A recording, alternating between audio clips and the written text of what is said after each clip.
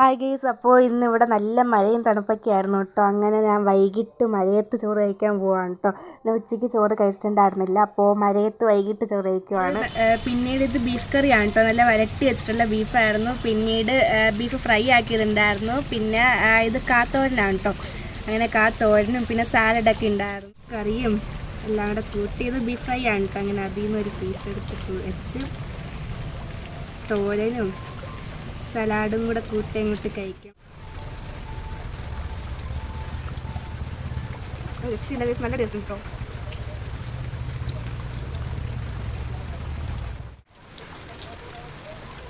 രക്ഷയില്ല കേട്ടോ. നല്ല എരിയും നല്ല വരട്ടിയുടെ നല്ല ടേസ്റ്റ്. ഇതിലിപ്പം ഭയങ്കര വിഷമപ്പാണ് കേട്ടോ. മഴയൊക്കെ ആയിട്ട് ഏത് സമയം ഇത് മാത്രമേ ഉള്ളൂ.